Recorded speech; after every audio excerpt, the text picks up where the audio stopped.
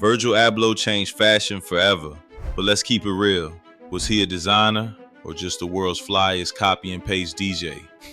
See, Virgil had a whole philosophy. Change something 3% and call it your own. Huh? That mindset built Off-White, got him crowned at Louis Vuitton, and even made Kanye West shed tears front row. I used to call myself the Louis Vuitton Don.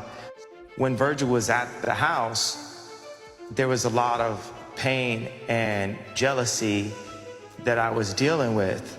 And also, I would sometimes get mad because I would feel certain designs could be better. This takes a lot to unpack. It's like the funeral has never ended. I wasn't allowed to speak at Virgil's funeral. There's a lot of feelings with that, you know. But once you strip away the hype, the question gets loud. Was Virgil sampling culture or straight up stealing? And to really understand that, we gotta rewind. Because before Off-White, before Louis Vuitton, before the lawsuits and the headlines, Virgil laid down the code he lived by. And that code is where this whole debate starts. Virgil never came into fashion like the old guard. He wasn't sewing in some Paris atelier, nah. Bro was in Chicago, spinning records. See, Virgil studied civil engineering first, then architecture. So his brain wasn't wired for fabric. It was wired for systems, blueprints, floor plans, remixing structures instead of starting from scratch. And that's important because it explains how he saw fashion. Instead of I'm gonna invent the next silhouette, Virgil was like, I'm gonna take what's already built, shift it 3%, and stamp my name on it. Okay. That's the 3% rule. She took New York drill that is usually talking about very violent topics and made it just a thing about being a baddie and doing what she wants, taking that same soundscape and flipping it. Yeah. I was telling you, I think yesterday about Virgil Abloh's theory of taking something that's already popular, and I think he called it like a 3%, just changing it a little bit and making it something that people already like, but putting your spin on it. It has a built-in fan base of people that already liked the original thing. Change something just enough to say it's new. A stripe here, a quotation mark there, a bright orange zip tie on a sneaker, and suddenly, people swear it's revolutionary. And he was honest about it too.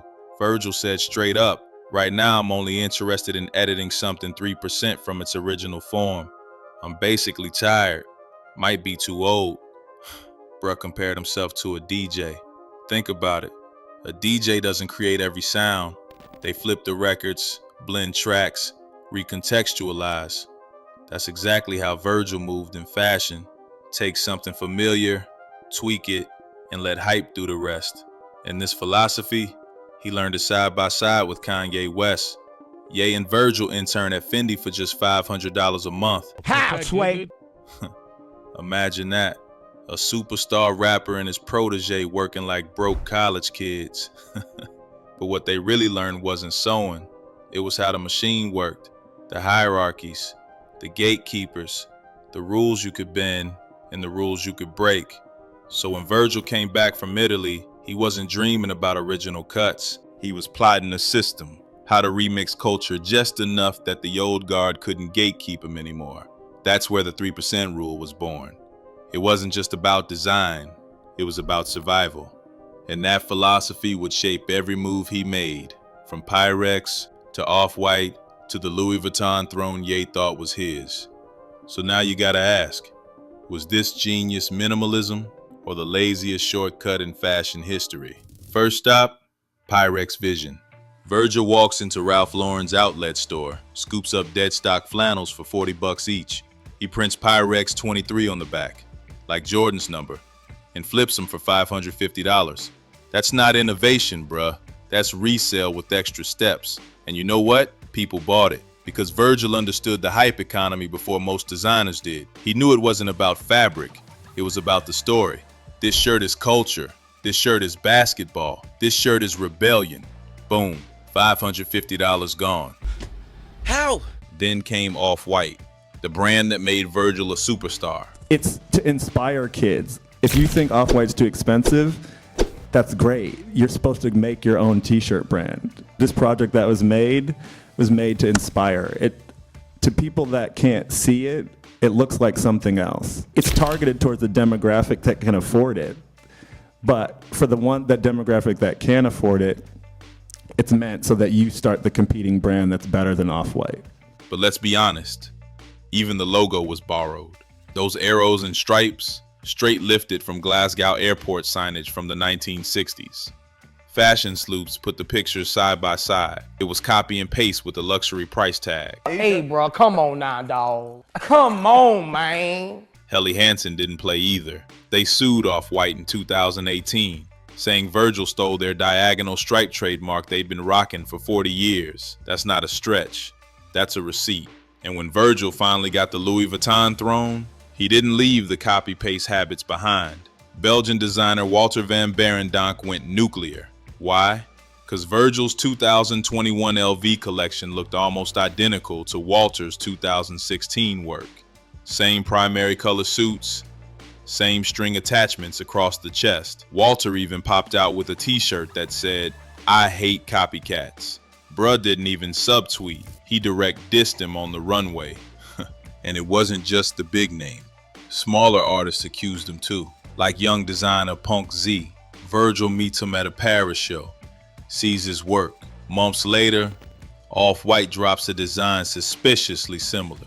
His mom went online like, "Virgil stole my son's dream." And that's the part people forget. When you borrow from the small guys, it ain't inspiration, it's robbery. No clearance, no credit, no check. But the most famous sample of all, that Louis Vuitton throne.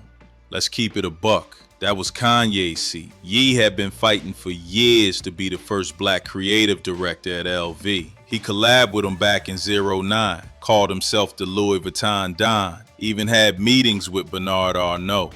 At one point, Ye said the deal was basically done.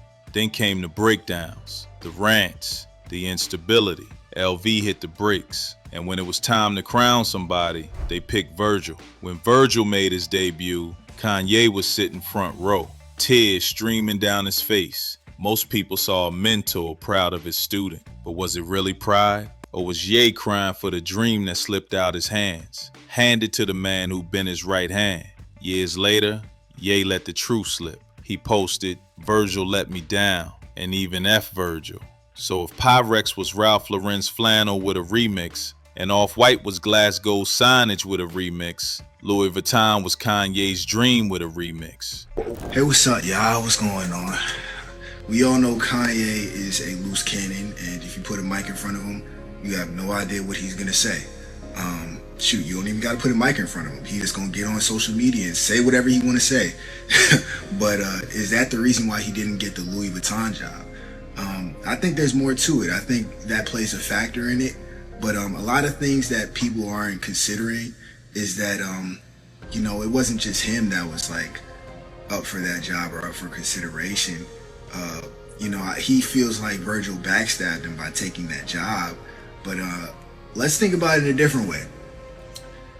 What would you think if you were hiring somebody, right? And the resume that they gave you had the other person that you were considering hiring, they had their work on it.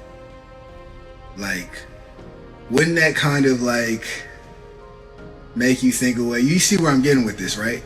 Well, what I'm trying to say is that Kanye met Virgil extremely early. I think it was like 2002. It was extremely early. Virgil helped him with stage design. Virgil helped him with merch design. Virgil helped him design album covers. Whatever it was Kanye was doing creatively, Virgil was a part of Donda, his creative house that helped create things. So when we think about designing and like just coming up with these ideas, when you have a team with like Virgil on it and he's doing a lot of this work, like Virgil was like the Photoshop person for Kanye, along with many other things. He wore so many hats, and it's like, if I'm Louis Vuitton and I'm like, okay, you hired this guy to do all this amazing work that you did, and you want us to hire you when this person was doing this stuff for you, why don't we just go get him, right? Does it not make sense? And then you add on to the fact that, he's a loose cannon, and the fact that he also doesn't know how to explain himself. I think when you're trying to be a creative director and you're trying to create this world around a product, That's probably one of the most important attributes that you can have, is the ability to explain yourself and to like cohesively build something. And when we look at just the bodies of work that they've both created separately, like you look at the Yeezy clothing line and then you look at the Off-White clothing line, Virgil just had more proof of concept. Like what he created already was looking like a fashion house. In fact, it eventually became a fashion house before, LV sold it. They kind of did him dirty. But point is, you look at the two things that they developed, like you could say they're both projects. Off-White looked more like what the fashion houses are versus what Yeezy was creating. So it's kind of a no-brainer in terms of like who is more ready for the position. Now, to be fair, Virgil never ran from these accusations. Matter of fact, he leaned into them. When people called him a thief, Virgil said, nah, I'm a DJ in fashion. Same way a producer flips a James Brown drum break, same way Ye chops up a soul record, Virgil said he was remixing clothes. He compared himself to Warhol. Remember the soup cans? That wasn't a new design either. It was a remix of everyday life turned into art, or Duchamp. Dude literally flipped a urinal and called it fountain. The art world crowned him a genius. So Virgil's argument was simple. If Warhol and Duchamp can repackage what already exists, why can't I?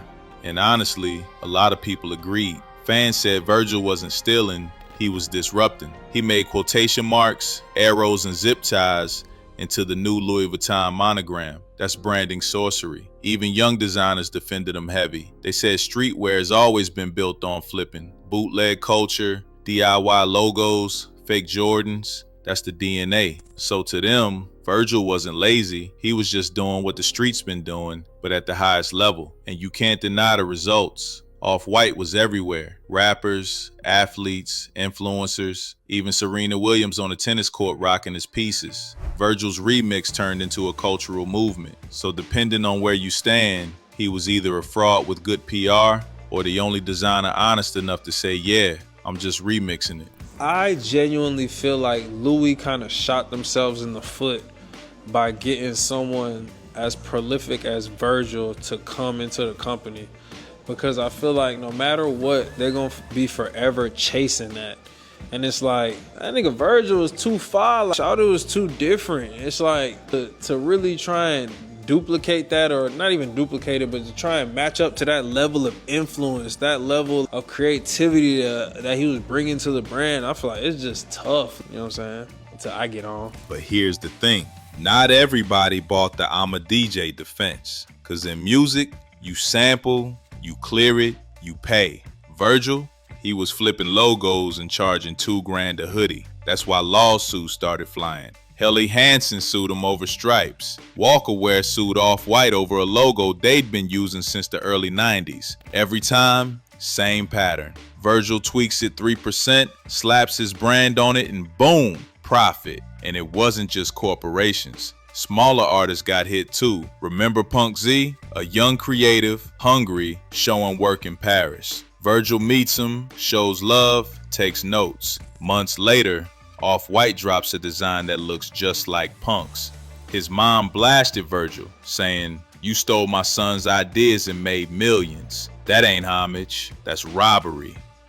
And then you had the big dogs clowning him too. Belgian designer Walter van Barendonk, bruh didn't hold back. He looked at Virgil's LV collection and said, "This man's talentless, a copycat." Me personally, I wouldn't take this level of disrespect. Walter even walked out in a shirt that literally said, "I hate copycats." That's not shade, that's a direct diss. And trust me, in the fashion world, that cut deeper than any lawsuit, because that was credibility getting questioned by insiders, not just outsiders. But the loudest pushback didn't come from Europe. It came from Chicago. Kanye, that Louis Vuitton throne, Ye wanted that more than Grammys, more than sneakers, more than half the deals he chased. It was his dream. And when Virgil got the call instead, that was the ultimate remix. Flipping a man's life goal and putting your name on it. At Virgil's debut show, Ye cried front row. The world thought it was pride. But years later, Ye told the truth. He said, "Virgil let me down." He even dropped that wild betrayal list. And guess who was number one? Virgil. Oh, Lord. At one point, Ye even said on stream, "Who go against me be dead, bro. Look at Virgil. He dead, bro. Dark, cold." But it showed you how deep that wound was. So yeah, Virgil's remix game made him rich, made him famous, made him iconic. But it also left a trail. Lawsuits, broken friendships, enemies, and a whole lot of folks who felt like he sampled their dreams without permission. Then a year after that, Bernard Arnault could have picked anybody he wanted to be the head of Louis Vuitton. And who was it? And as I got on that flight, I knew I had to go. Because if I didn't go and give Virgil that hug, who was I then? So after all that, what do we really make of Virgil Abloh? Was he a genius or just the slickest plagiarist fashion's ever seen? Here's the bigger issue. Is there even such a thing as originality anymore? I've never seen it. Think about it. Music has been built on samples for decades. Hip-hop turned James Brown drum breaks into anthems. Producers flip old soul records. They don't hide it, they celebrate it. TikTok, every trend is recycled. One dance blows up, then you see 1,000 remixes in a week. Nobody's calling that plagiarism. They call it culture. AI art, it's literally trained on other people's work. You type a prompt, and the machine spits out a remix of thousands of images it didn't create. Same debate. Is it innovation or is it theft? And that's why Virgil hits different. He didn't invent originality. He exposed that the whole system runs on remix. The arrows, the stripes, the zip ties, the quotation marks. That wasn't about fashion. That was branding, a code, a language. He turned the tiniest tweaks into a billion-dollar empire. But here's the catch. By making remixing look revolutionary, Virgil also blurred the line for young designers. He made it seem like stealing was not only acceptable, it was clever. And maybe that's why his legacy is so split. To some, he's the first black designer to sit at Louis Vuitton, the man who bridged streetwear and luxury, the guy who proved culture from Chicago could shake Paris. To others, the dude who built his empire off other people's work and smiled while doing it. So maybe the truth is this. Virgil wasn't original, but he was honest. He told us straight up, I'm a DJ in fashion. I'm flipping samples, and the world crowned him anyway. So the question ain't just about Virgil, it's about all of us. In 2025, with AI, TikTok, remixes everywhere, what even counts as original anymore? At the end of the day, Virgil Abloh was bigger than fabric, bigger than logos. He was a mirror. To some, he reflected hope. A black kid from Chicago breaking into Paris, proving the door could be kicked down. To others, he reflected the ugly truth, that height, branding, and connections matter more than raw originality. And maybe that's the real legacy. You can remix, you can borrow, you can flip the culture, but if you don't give credit, if you don't keep integrity, people gonna question what you leave behind. So let me ask y'all, was Virgil a genius who redefined fashion, or a fraud who finessed the system with copy and paste couture? Drop your thoughts in the comments, because I know this one gonna spark debate. And if you vibe with this breakdown, don't stop here. Check out the video that just popped up on your screen right now. I'll see you on the next one. Panda out.